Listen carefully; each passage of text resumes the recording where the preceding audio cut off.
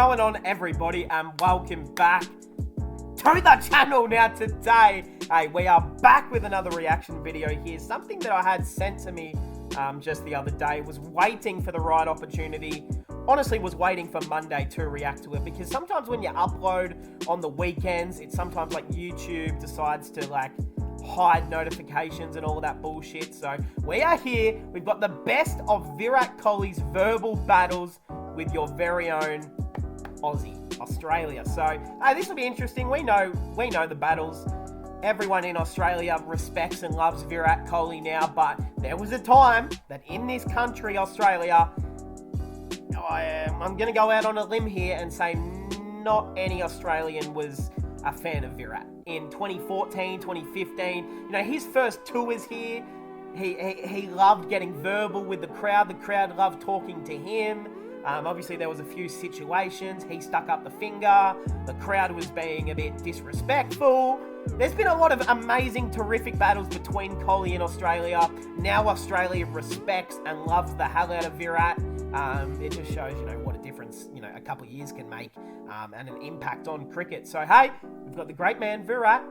Let's get into it. Subscribe if you guys are new. Let's go. Come on. Take any kind of stuff from anyone. Facts. And we are international cricketers as well, so we're not coming here to participate, and they should know that, and we need to let them know that, you know, be it in any way. With the bat. By talking and by performing, so. Ooh, ooh, ooh. Yeah, always against the Aussies, man. That's it. This is the iconic photo right here. 2011, 2012 it was. Got into it with the crowd, yeah. Man, I remember that like it was just yesterday. We've been talking about you know, averages a lot to the Indian batsmen, and that's what we started saying to them. And you know, Warner and Cowan both came to Ishant and myself, and you know, started saying stuff to us. So not Ed Cowan. That sort of stuff happens in cricket. You know, that much goes on, but I don't think it backfired. Ilfanos said something to me which was totally unnecessary, really? out of the blue.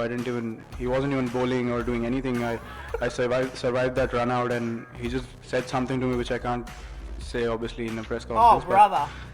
Yeah, I mean, I gave it back to him saying, you know. Hey, what do you guys think the man Ben Hilfenhaus actually said?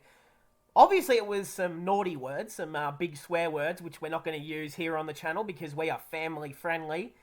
But I wonder what the man Hilf said to him, because Hilf was an interesting character, right? He was an interesting dude, still is for that matter, but when he was playing cricket, he's a funny dude, so it would have been something pretty out of it, like really fucked up. You didn't even have anything to do with it. Why would you do that? And then Ishant and me both, you know, came together and started saying stuff to them, so they got really pissed with that, I guess. And you know, I usually play my cricket like that. I like to give it back. Facts.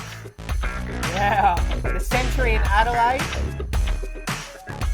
Don't know if that's copyright. They were after me because I wasn't scoring, and today they were pissed because I got 100. So it hasn't changed much. Well, the sledge, when they get frustrated, I mean, obviously it was hot out there, and you know, they were sledging the players so that, you know, they could spoil our concentration. And during that partnership, they were really low. In 2014, he got 3 century in the first 3 tests and got into it with Mitchell Johnson. Man, I remember these battles like they were just yesterday. Bro, the Border Gavaskar Trophy has been my favourite, like, cricketing matchup since the first time Virat Kohli toured here with that Indian team. Like, honestly, yeah. I mean, I remember this stuff like it was dead set yesterday. I was really annoyed with him hitting me with the ball. Oh, I remember that. And when he threw it around and hit him with it, yeah. You know, try and hit the stumps next time, not my body. So he was sending it right at your body. You got to send the right message across. I'm not going out there to take unnecessary words or you know, chat from someone. I'm going out there to play cricket, back myself, and there's no good reason I should respect someone unnecessarily if they are not. He's going at 4.7 and over today. Didn't get a wicket throughout the day, and I knew, you know, I backed myself that I can take him on even if I keep talking to him. And it was going on throughout the day.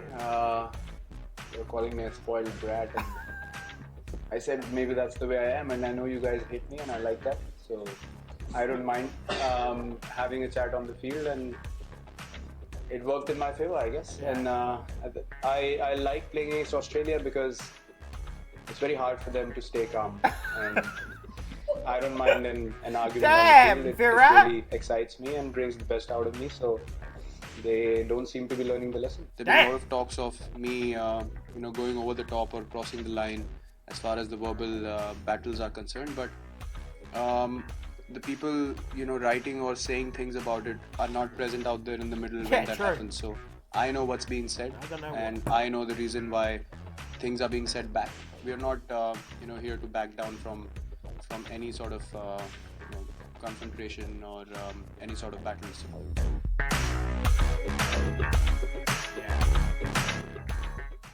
2017. That consistent with taking the right DRS calls, and I think we need to get better with that. But one thing being that we take our decisions on the field ourselves. We don't ask for confirmation upstairs. So I think that's one thing that's pretty consistent with us. I saw that 2 times happening when I was batting out there. I pointed it out to the umpire as well, that it's happened twice that I've seen their players looking upstairs for confirmation.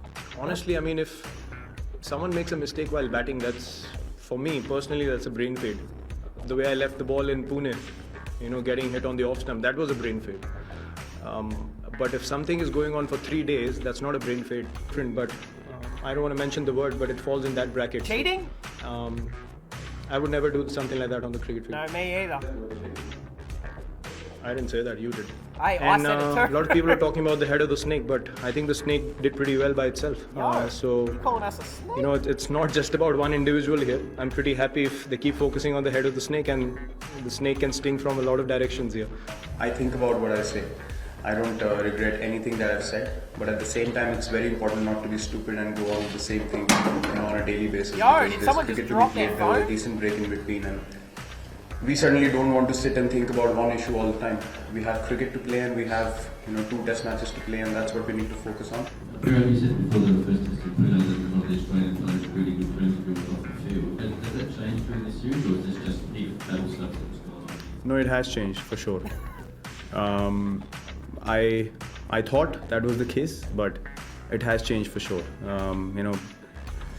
As I said in the heat of the battle, yes, you want to be competitive, but I've been proven wrong. The thing I said before the first test, that has certainly changed, and you won't hear me say that ever again. And then, the 2018/19 tour, of course, when Steve Smith and David Warner were suspended, despite some on-field verbals, Kohli struck a conciliatory tone in the presses.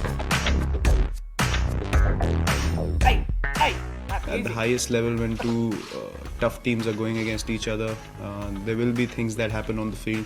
I think it's important to leave it there and focus on the next test match. And as I said, as long as the line is not crossed, you have no issues. And I said that before the last test as well. So I'm sure Tim and myself both understand what happened, and we definitely don't want to do something unnecessary. We want to lead our teams well and play good cricket, which the public wants to see.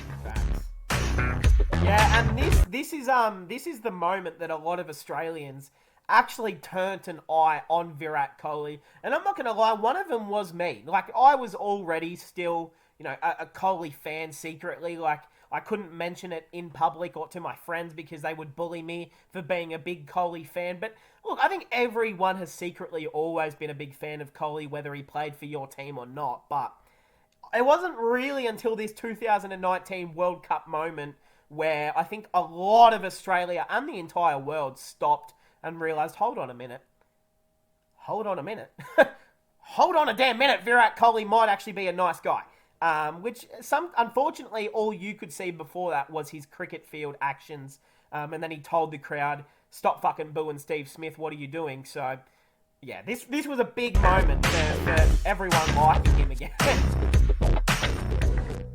Look, I think what's happened has happened like long back. The guy's back, he's trying to play well for his side. Even in the IPL, I saw him. It's not good to see someone down like that, to be honest. I mean, we've had issues in the past. We've had a few arguments on the field, but you don't want to see a guy, feeling that heat every time he goes out to play. I wouldn't like it either. So I just felt for him, and I told him I'm sorry for on behalf of the crowd, because I've seen that happen in a few earlier games as well, and in my opinion, that's not acceptable. Not acceptable. So which side of Kohli will we see when he faces Australia next? Well, we all know what did happen. Of course, that was the Gabba. And Kohli wasn't even a part of it because he had to leave early to go see the birth of his child, which obviously was fair enough. So, hey, that is going to cap it off. The next time we are going to see Virat versus Australia is going to be in February next year at the Border Gavaskar Trophy. It's going to be the biggest series of 2022. 2023, sorry. Forget the Ashes, forget the World Cup. Border Gavaskar Trophy in February next year is where it's going to be at, baby. Hey, I hope we all enjoyed. Comment down below your thoughts. You know, what have been your biggest takeaways from the Australia versus India battles? Has it been...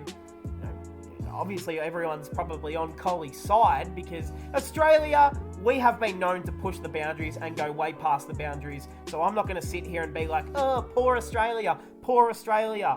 Because no, we started all of it and it was all on our own. So I'm not going to sit here as a salty Australian and be like, No, we know what we are. We like both.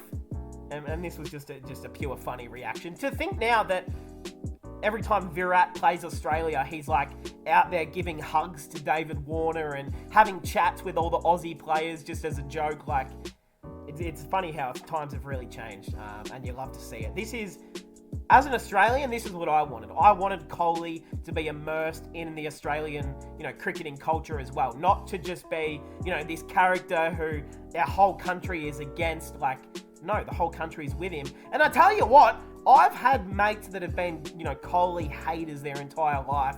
And as soon as he did what he did against Pakistan at the World Cup this year, they all said, okay, I can't hate this guy anymore. They're like, okay, what I just witnessed was the craziest shit I've ever seen. I don't hate him anymore. In fact, I just admire what he does. And I thought, that's all you can really do, unfortunately. That's all you can do. So, hey, that is going to cap it off. Best of Kohli's verbal battles with the Aussies. Let me know what you guys think. Leave a like, subscribe if you're new, and I'll see everyone in the next one.